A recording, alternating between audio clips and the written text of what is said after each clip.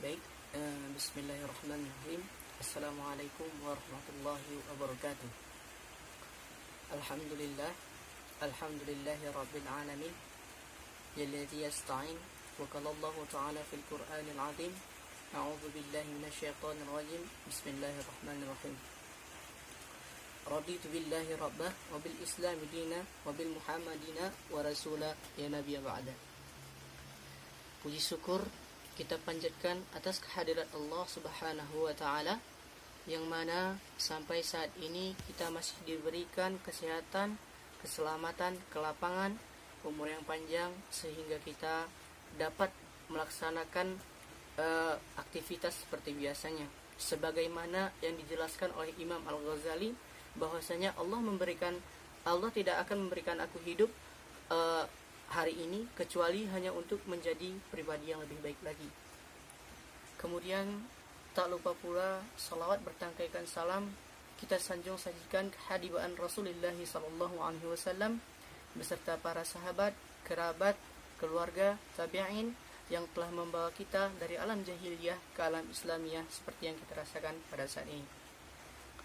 Kemudian yang sama-sama kita hormati Bapak Abdul Syukur selaku dosen pengampu dalam mata kuliah Filsafat Islam.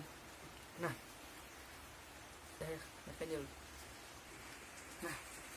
pada pertemuan kali ini kita akan sedikit membahas seorang filsuf yang berasal dari Cordova, Spanyol atau Andalusia, yaitu Ibnu Rushd. Yang mana nama lengkap daripada Ibnu Rushd ini sendiri yaitu Abu Walid Muhammad Ibnu Muhammad Ibnu Rushd yang dilahirkan di Cordova, yang mana pada saat peradaban di Andalusia ini sangat maju ketika Ibnu Rushd ini tumbuh menjadi seorang filsuf. Di situ adalah sebagai pusat daripada ilmu pengetahuan. Banyak orang-orang Eropa yang belajar ke sana karena di sanalah pusat ilmu pengetahuan.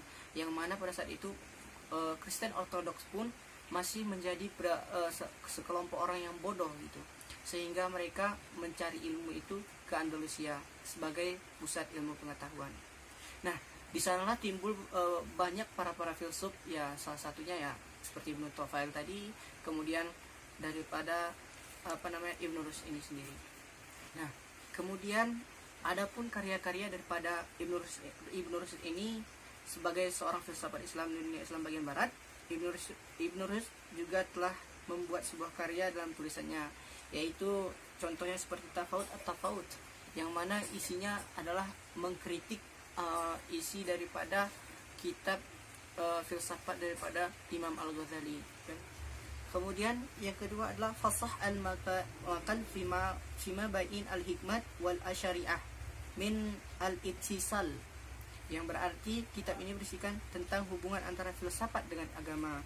Kemudian ada juga Al-Kashaf yang berisikan kritik tentang metode para ahli ilmu kalam dan sufi.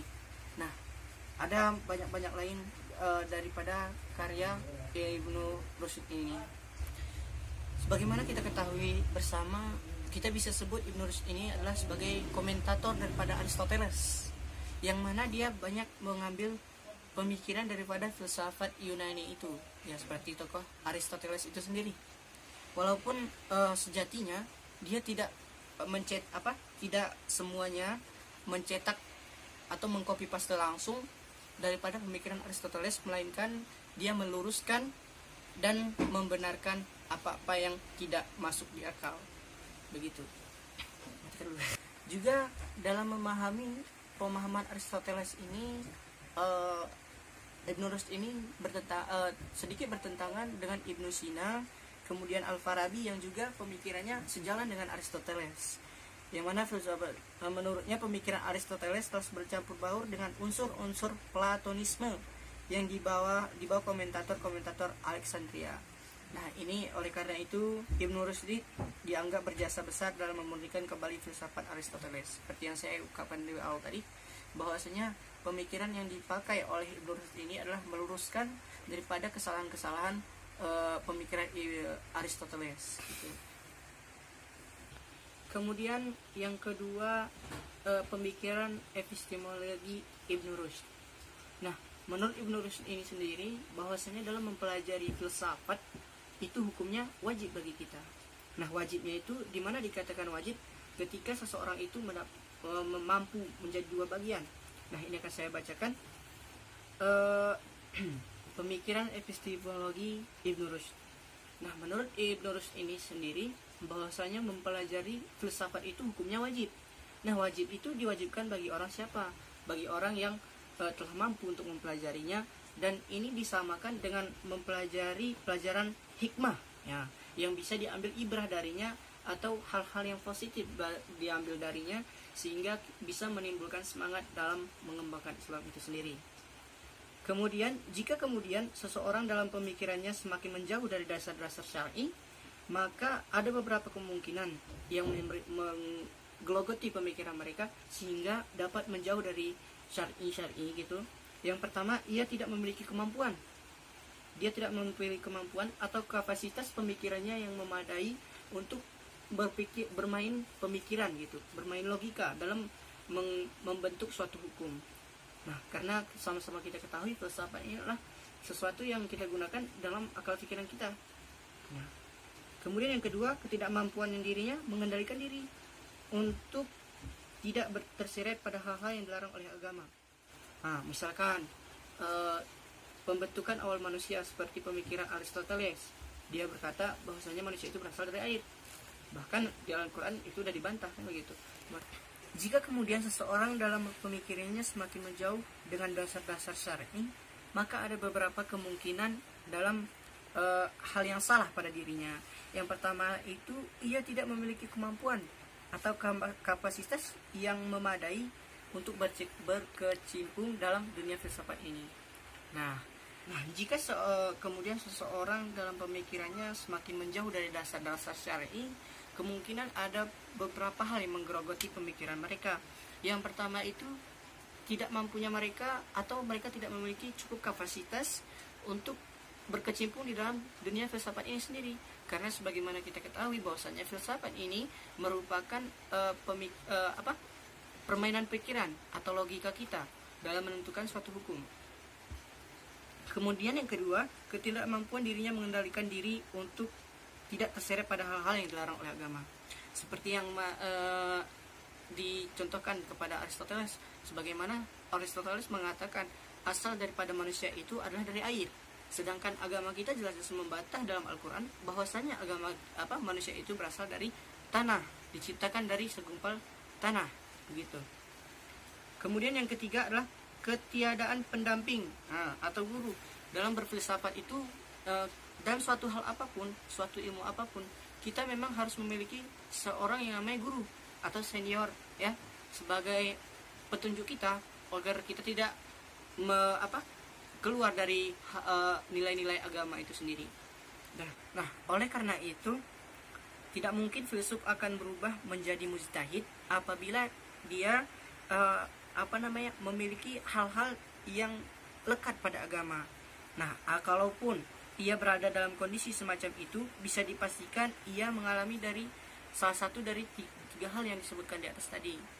Nah, misalkan tidak memiliki guru, kemudian tidak memiliki pemikiran yang cukup. Nah, atau mungkin dari salah satu dari hal-hal tersebut yang terdapat pada dirinya.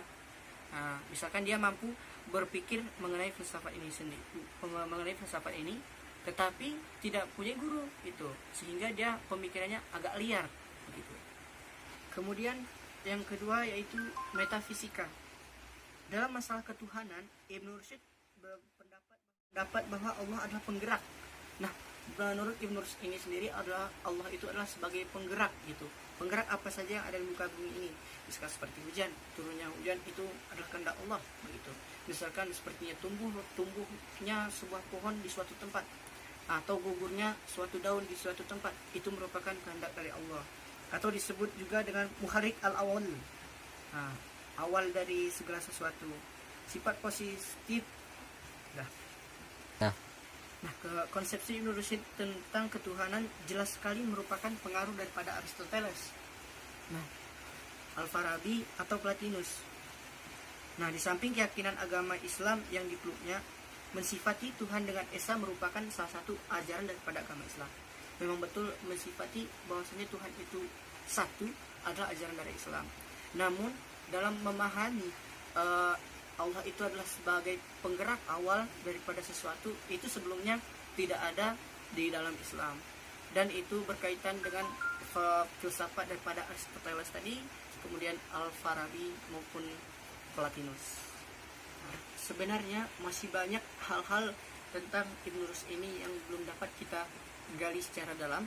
Nanti adalah mungkin di lain waktu, di lain video akan kita upload lagi video-video mengenai Ibn Rushd ini ya, secara mendalam. Bagaimana salah satunya itu tanggapannya terhadap filsuf Al-Ghazali dan lain sebagainya. Nah, mungkin hanya itu yang dapat saya sampaikan. Saya mohon maaf apabila banyak kesalahan dalam menjelaskan. Apabila teman-teman menganggap video ini bermanfaat, silahkan diambil ibrahnya. Apabila ini menjadi suatu yang buruk bagi kita sendiri, maka tinggalkanlah. Akhirul kalam, wabillahi taufiq wal hidayah. Assalamualaikum warahmatullahi wabarakatuh.